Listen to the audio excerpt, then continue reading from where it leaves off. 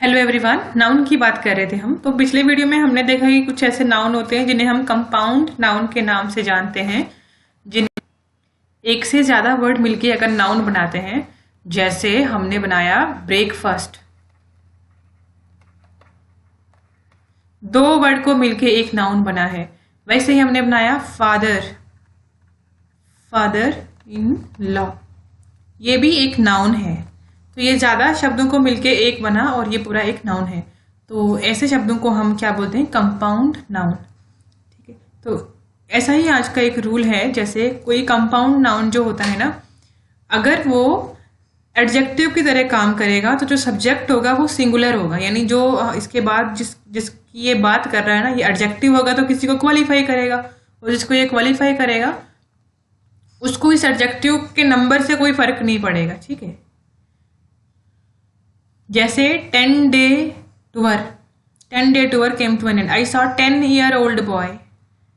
10 साल का लड़का देखा मैंने। तो 10 नंबर आप बड़ा देख के ये नहीं सोचना है कि 10 years लग जाएगा, 10 year लगेगा। 10-day टूर जितने भी हो सकते हैं, लेकिन 10 day जो है ना, ये अपने आप में एक सिंगुलर की तरह रहेगा। 10-day tour मतलब इसमें एस नहीं लगेगा। 5 foot long room is small for them. हम ऐसे अगर देखो, सिंगुलर है तो फुट है, प्लूरल है तो फीट है, एक से ज्यादा है तो। अब सामने लिखा है इसने 5, तो 5 के साथ तो फीट आना चाहिए था ना, लेकिन यहाँ फुट आ जाएगा। क्यों आएगा? क्योंकि 5 फुट एक एडजेक्टिव की तरह काम कर रहा है, एक रूम की विशेषता बता रहा है कि कितना रूम है, 5 फुट रूम है। तो इस केस में यहाँ पे सिंगुलर लगेगा, ना कि प्लूरल। वैसे ही एक और एग्जांपल है यहाँ पे। जैसे कोई न्यूमेरिकल एडजेक्टिव, जैसे 2 है ना, ये तो अगर कोई नंबर क्वालिफाई कर रहा है ना किसी नाउन को, तो हम उस टाइम में भी एस को हटा देंगे, मतलब सिंगुलर की तरह इसे लेंगे।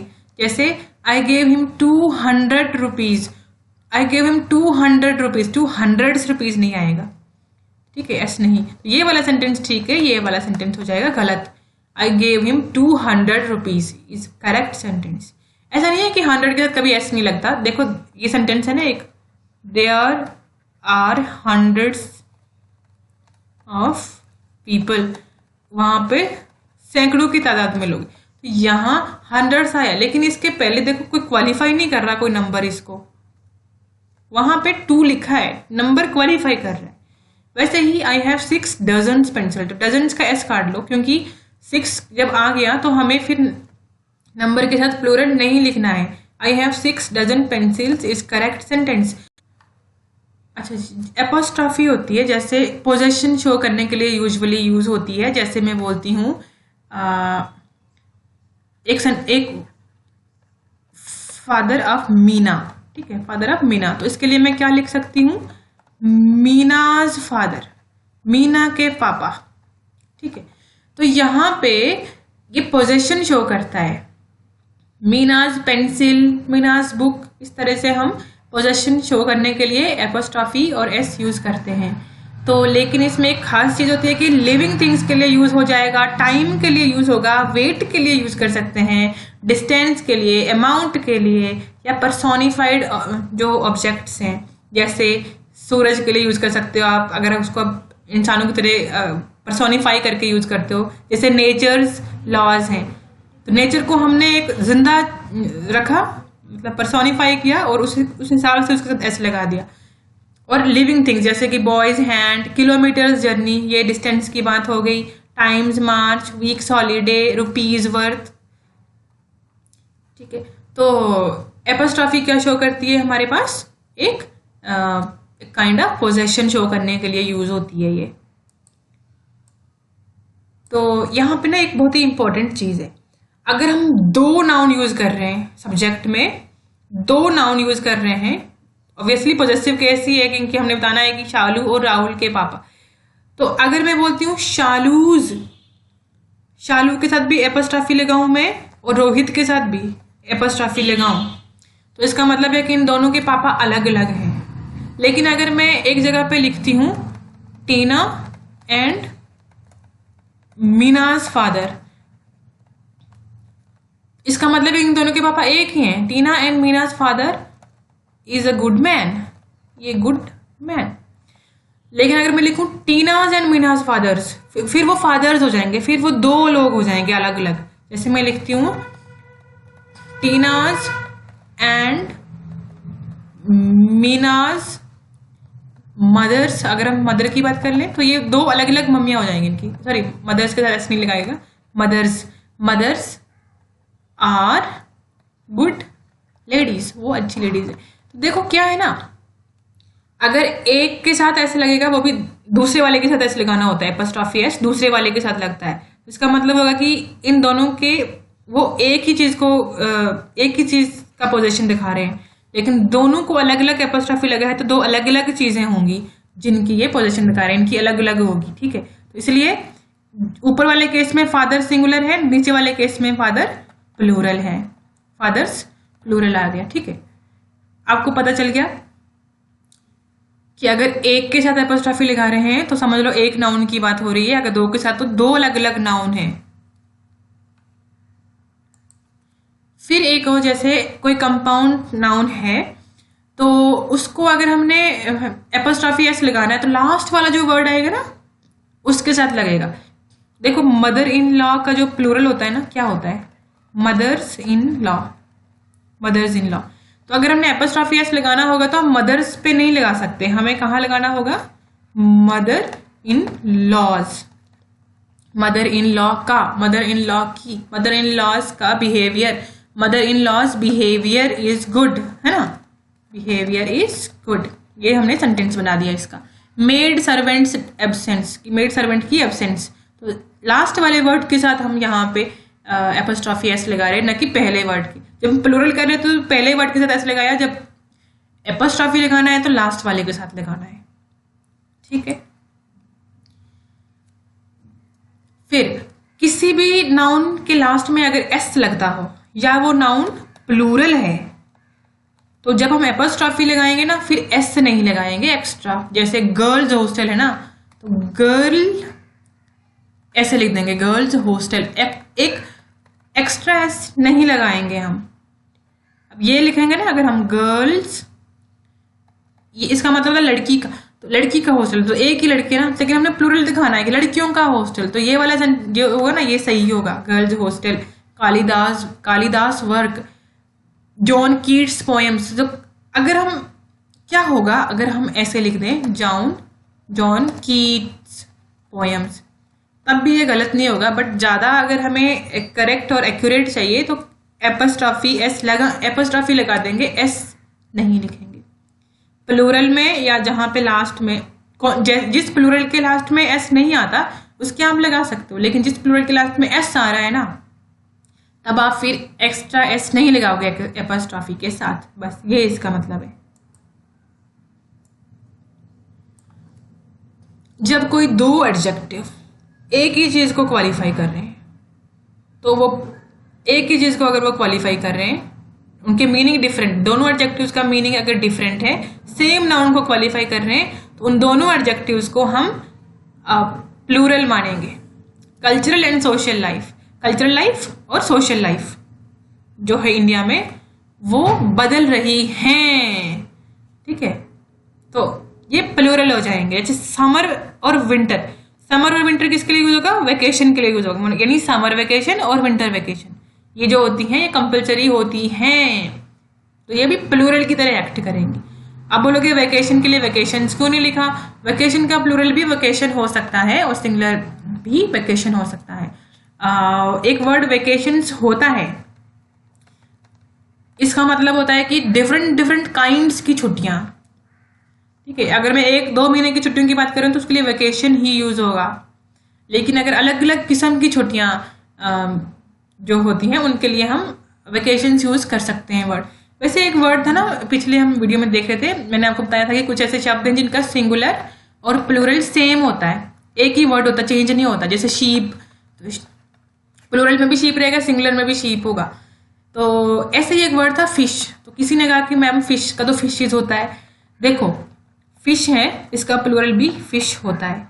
अब फिशेज पता कब यूज होता है, जब हमने डिफरेंट काइंड्स ऑफ फिशेज बताना हो, ये नहीं कि एक सेम टाइप की 10 मछलियां हैं तो हम उसके लिए फिशेज लिखेंगे, नहीं। हमें अलग अलग पानी की या अलग अलग काइंड की जो फिशेज थी ना, जैसे ट्राउट भी थी, सैल्मन भी थी, सारी थी, तब हम उनके लिए फिशेज यूज कर सकते हैं वर्ड। मतलब अलग सेंस में अगर हमें यूज करनी है ना, उस सेंस में कि डिफरेंट डिफरेंट तरह की थी, तब यूज होगा, ऐसे नहीं होगा यूज। ऐसे बहुत सारे शब्द हैं। एक जैसे कोई नाउन है और प्रीपोजिशन के बाद वही नाउन हमने फिर से रिपीट करना है, तो तब कभी भी हम प्लूरल नहीं लेंगे, हमेशा ही सिंगुलर लेंगे। जैसे मैंने लिखा I wrote word for word, word for word, इसका क्या मतलब होता है? वर्ड फॉर वर्ड का मतलब डिट्टो, मतलब सेम मैंने लिख दिया, सेम मैंने कॉपी कर दिया, ठीक है। तो वो यहाँ पे वर्ड्स फॉर वर्ड्स नहीं आ सकता, ये वर्ड फॉर वर्ड ही रहेगा, मतलब ये सिंगुलर में रहेगा। जब भी प्रीपोजिशन के बाद आप नाउन को रिपीट करते हो, वो सिंगुलर में ही रखते हो। Door to door, he likes door to door selling. Hour after hour, he worked hard hour after hour, उसने बहुत मेहनत किया, घंटे घंटों मेहनत की उसने। वर्ड फॉर वर्ड, ठीक है, तो सिंगुलर रहेगा, प्लूरल नहीं रहेगा इस केस में। एक और बात मैंने आपको बतानी थी कि जैसे एब्स्ट्रैक्ट नाउन्स होते हैं, एब्स्ट्रैक्ट नाउन की एग्जांपल क्या होती हैं? जैसे फीलिंग हो गई, कोई लव हो गया, काइंडनेस होती है, बहुत सारी फीलिंग्स, कुछ भी। तो इनके ये जो होते हैं ना, इनके साथ इनका कोई प्लूरल नहीं होता है। लव का आप लव्स नहीं बनाओगे, लव्स वर्ब हो जाएगा। काइंडनेस जब इनका अगर आप प्लूरल बनाने की कोशिश करो, जैसे कुछ ऐसे होते हैं जैसे चैरिटी है, मतलब बहुत सारे हैं जो दिखते नहीं हैं बट एब्स्ट्रैक्ट नाउन होते हैं। तो अगर आप जैसे काइंडनेस का आपने कोशिश की, काइंडनेसेस बनाने की, ठीक है, काइंडनेसेस बनाने की आपने कोशिश की, तो इस काइंडनेसेस का मतलब पता क्या होगा कि डिफरेंट टाइप्स ऑफ काइंडनेसेस, अलग अलग मौके पे करी हुई डिफरेंट काइंडनेसेस, बट ये बहुत रेयर यूज होगा। एब्स्ट्रैक्ट नाउन के कोशिश करो कि प्लूरल नहीं बनाओ, ठीक है, एब्स्ट्रैक्ट नाउन के प्लूरल नहीं होते हैं।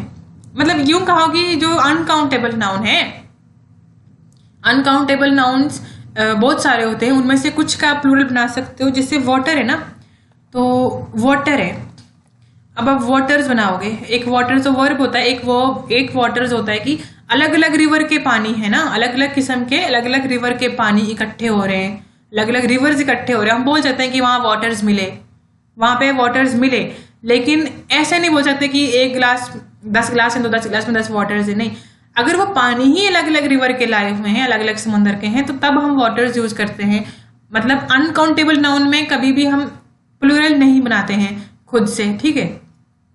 लेकिन जब हमें मीनिंग थोड़ा डिफरेंट बताना हो, जैसे, तो तब हम प्लूरल लगा सकते हैं, अदरवाइज नहीं लगा सकते। अच्छा जी, अच्छा, तो मैंने आपको कहा कि जो एपस्ट्रॉफी है और उसके साथ जो एस हम लगाते हैं, एपस्ट्रॉफी इस निशान को बोलते हैं, ठीक है। किसी भी वर्ड, कोई वर्ड है ये कुछ है तो इसके साथ में एस लगा दिया तो एपस्ट्रॉफी, ये पोजेशन शो करती है, लेकिन ये इसके साथ में कुछ है स्पेलिंग के पीछे से, ठीक है। लेकिन हमेशा जरूरी नहीं है कि पोजेशन ही शो करे।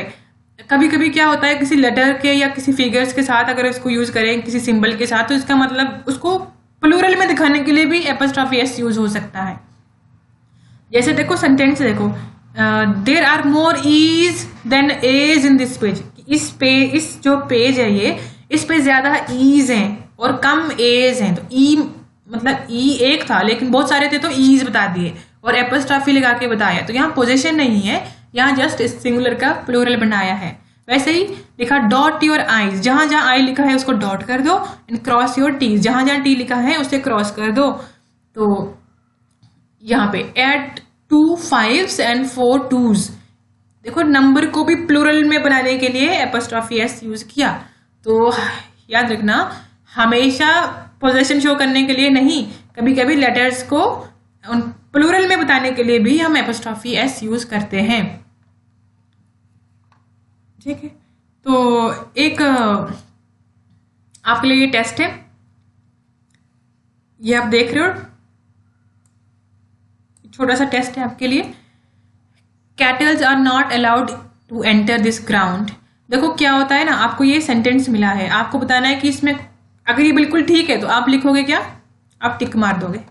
अगर ये गलत है तो आप पहले क्रॉस करोगे, फिर जो गलती है वो ठीक करोगे और फिर करेक्ट करके लिखोगे। क्या करेक्शन क्या है इस सेंटेंस की, ठीक है, करेक्शन करके दोगे और अपनी नोटबुक पे लिखोगे करेक्शन करके। जितने हमने रूल पीछे पढ़े वो सारे अप्लाई हो जाएंगे इसमें।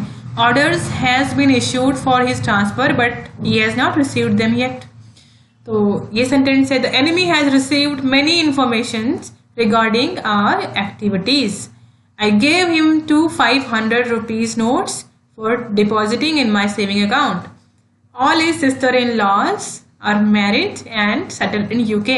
इन सब में या तो गलती होगी या नहीं होगी। नहीं होगी तो करेक्ट कर दो, नहीं अगर है गलती तो उसको करेक्शन कर दो, अगर गलती नहीं है तो इसको मार्क कर दो कि हाँ ठीक है। तो ये आपकी एक्सरसाइज रही, छोटी सी एक्सरसाइज है। नेक्स्ट वीडियो में हम प्रोनाउन से शुरू करेंगे। एक्चुअली क्या है ना, नाउन स्पेशली सिलेबस में टॉपिक नहीं दिया हुआ है, पर फिर भी हमें थोड़ा सा इसके बारे में जानना था इसलिए जान लिया।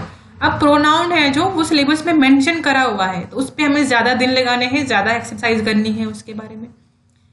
तो होमवर्क देखते हैं, एक बार रिवाइज कर लेते हैं होमोफोन्स को।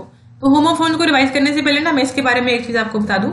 आपके सिलेबस में वर्ड पता कैसे लिखा है, ये होमोनिम्स / होमोफोन्स, ये है आपके सिलेबस में। तो किसी ने पूछा था कि होमोनिम क्या होते हैं, आप हमें होमोनिम पढ़ा रहे हो या होमोफोन पढ़ा रहे हो, तो मैं आपको ये दोनों पढ़ा रही हूँ। कैसे, जो होमोफोन होता है ना, इसके 2 काइंड्स होती हैं। होमोनिम जो होता है ना, होमो का मतलब होता है सेम, निम का मतलब एक जैसे नाम, ठीक है। तो इसमें 2 किस्म के आते हैं, एक होमोग्राफ होता है और एक होता है होमोफोन। तो मतलब हम जो पढ़ रहे हैं ना वो होमोफोन है और वो भी होमोनिम ही हुए फिर। तो होमोग्राफ वो होते हैं जिनकी स्पेलिंग सेम होती है, जो दिखने में मतलब सेम होते हैं बट मीनिंग डिफरेंट होता है, मीनिंग डिफरेंट होगा। और होमोफोन्स में स्पेलिंग डिफरेंट होती है, मीनिंग भी डिफरेंट होता है, पर साउंड सेम होती है। फोन का मतलब ही होता है आवाज, एक जैसी साउंड करने वाले जो शब्द होते हैं। होमो का मतलब सेम, फोन का मतलब होता है साउंड। तो एक जैसे ही साउंड करने वाले शब्द, स्पेलिंग भी डिफरेंट होगी बेशक, साउंड एक जैसी आ रही है, उसे हम होमोफोन बोलते हैं। और होमोग्राफ वो दिखने में स्पेलिंग बिल्कुल सेम है लेकिन डिफरेंट मीनिंग होंगे। तो हम जो पढ़ रहे हैं ये होमोफोन्स ही पढ़ रहे हैं। और इसमें बीच में कुछ होमोग्राफ भी आ जाएंगे, कुछ वो भी देख लेंगे। होमोग्राफ में सेम स्पेलिंग वाले वर्ड होते हैं, अभी मैं आपको आगे बता दूंगी। एक एग्जांपल का ही देती हूँ, जैसे बैंक है ना, तो बैंक का एक मतलब होता है जो रिवर का बैंक होता है ना, रिवर का किनारा, ठीक है। और दूसरा बैंक होता है जैसे जो SBI वगैरह आप देखते हो जिसमें पैसे रखते हैं, पैसे रखने की जगह। तो दोनों ही बैंक की स्पेलिंग सेम है, तो ये जो वर्ड हुआ ये होमोग्राफ होता है। लेकिन ये क्या होमोनिम है? हाँ, ये होमोनिम है। होमोफोन क्या होमोनिम होते हैं? हाँ होते हैं। होमोग्राफ क्या होमोनिम होते हैं? हाँ होते हैं। होमोनिम्स ही की टाइप्स हैं ये। तो हमारे सिलेबस में होमोफोन है स्पेसिफिकली, ठीक है। तो आज हम कल आपको होमवर्क मिला था होमोफोन का, उसके रिवाइज कर लेते हैं। ये आपको होमवर्क मिला था ELIGIBLE, एलिजिबल। इसका मतलब होता है फिट टू बी चोजन। जैसे सेंटेंस बनाते हो आप कि I am eligible for this post, इस पोस्ट के लिए मैं एलिजिबल हूं, या किसी भी चीज के लिए एलिजिबल है। वैसे ही आई से जो एलिजिबल होता है, IELEGIBL, एलिजिबल, इसका मतलब होता है वो चीज जो पढ़ी ना जा सके। तो your hand writing is eligible, पढ़ी नहीं जाती आपकी हैंड राइटिंग। इसको मैं नोट कर दूं तो इसका मतलब है कि आपकी राइटिंग पढ़ी ना जाए, ऐसा नहीं है, इसका मतलब पढ़ी जाती होगी, है ना। डोज का मतलब होता है स्लीप। टीचर ने पकड़ लिया सोते हुए, teacher caught him dozing in the class में सोते हुए पकड़ा गया।